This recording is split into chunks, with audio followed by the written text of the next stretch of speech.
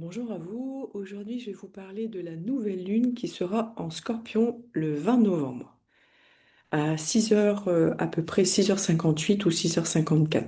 Donc, je vais vous faire un partage d'écran pour vous montrer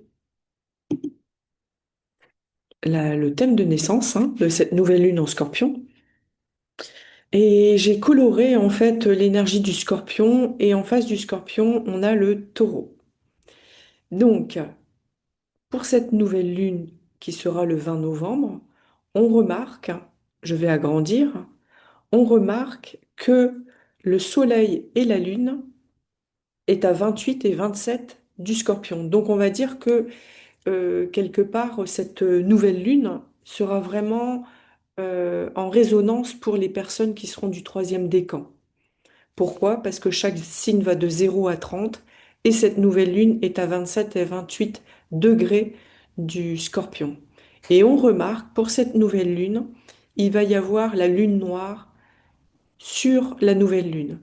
Donc, quelque part, la planète maîtresse du Scorpion, c'est Pluton, qui nous demande de nous transformer, de transmuter nos propres peurs.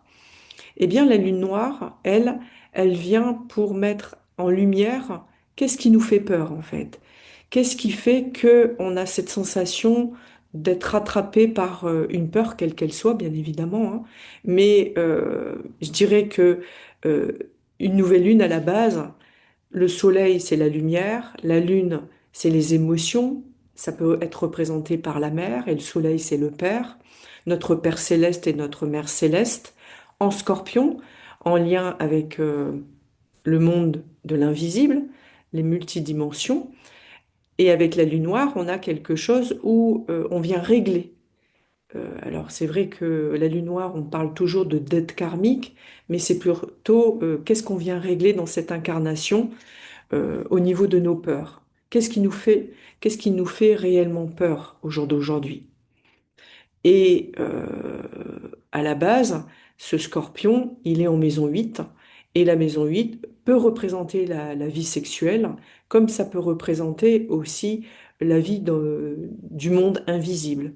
Et c'est pour ça que souvent le mois de novembre a été associé à la mort, aux défunts, parce que on dit du Scorpion que sa planète maîtresse c'est Mars et Pluton c'est de rentrer dans nos profondeurs pour aller soulever nos parts d'ombre. Et Mars, c'est l'action à mener à l'intérieur de nous. Et on se rend compte qu'une nouvelle lune à la base, c'est quelque part aller semer une nouvelle graine, un nouveau départ et un, un nouveau challenge à avoir dans notre vie. Mais après, je vous invite à aller regarder votre scorpion dans votre roue astrologique. Donc là, l'exemple est en lien avec une personne qui pourrait être ascendant scorpion, avec son soleil, lune, lune noire à l'intérieur de la maison 1, donc dans sa personnalité, parce que la maison 1 représente la personnalité. Qui nous sommes à l'intérieur de nous, pour les ascendants scorpions. Donc ça va venir vraiment les travailler en eux, en fait, pour ces scorpions. Et on se rend compte que cette nouvelle lune, elle n'est pas toute seule, hein. C'est-à-dire qu'elle se retrouve en opposition avec Uranus qui, lui, est en rétrogradation, donc en stagnation, et dans le signe du Taureau. Donc on a une belle opposition avec cette nouvelle lune, entre l'eau du Scorpion et la terre du Taureau. Donc encore une fois, il se peut, parce qu'on est toujours dans des hypothèses, il se peut que, il va y avoir encore beaucoup d'eau, beaucoup de choses qui vont bouger au niveau de la Terre, euh, des réminiscences comme ça au niveau de la Terre, et on se rend compte que cette opposition fait un joli, entre guillemets, trigone avec le feu ici de la maison 10, et ça ferme avec le Uranus. Uranus, pour moi, dans le tarot, c'est la maison de Dieu. Donc, c'est la foudre qui vient taper votre tour intérieur, votre spiritualité, votre connexion au Dieu, quel qu'il soit, que vous voulez le nommer. Donc, il y a un changement intérieur. Mais ce changement, il peut être brutal, parce que vous êtes face à vos propres peurs. Donc, les émotions peuvent être débordantes. Vous avez cette sensation d'être submergé émotionnellement parlant parce que Uranus est en face de vous et il vous demande de vivre ce renouveau intérieur.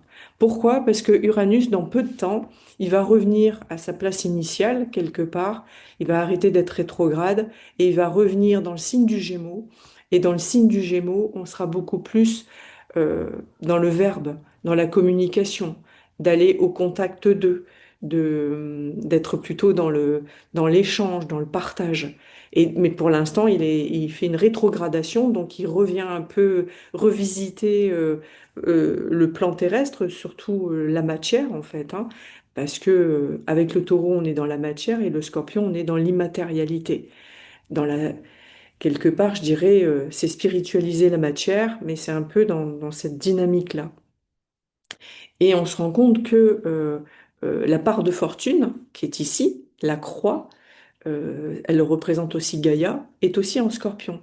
Et Vénus est en Scorpion. Donc il y a beaucoup de planètes, hein, le Soleil, la Lune noire, Vénus et la part de fortune dans le Scorpion.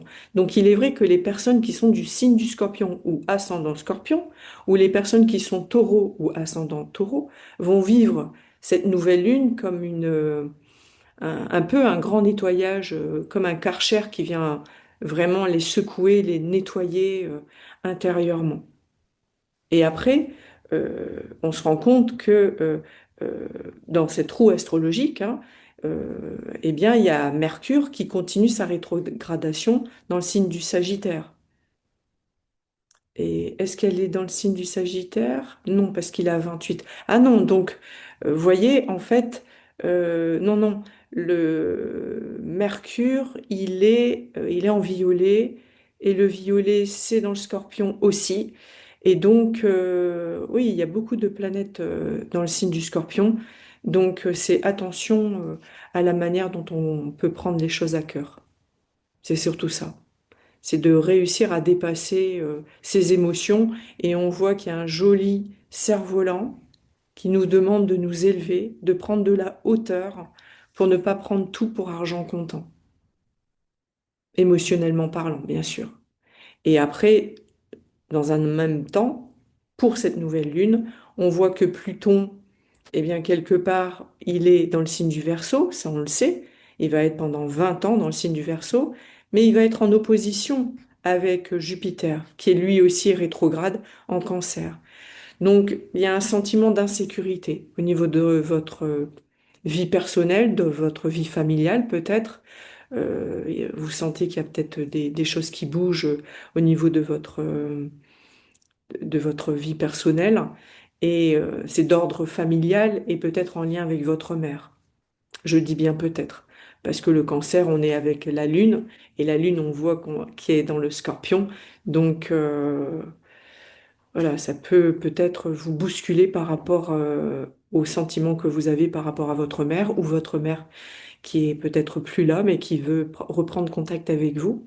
Donc, et peut-être, vous allez peut-être faire des rêves aussi très symboliques, en lien avec peut-être de l'eau, de la terre, euh,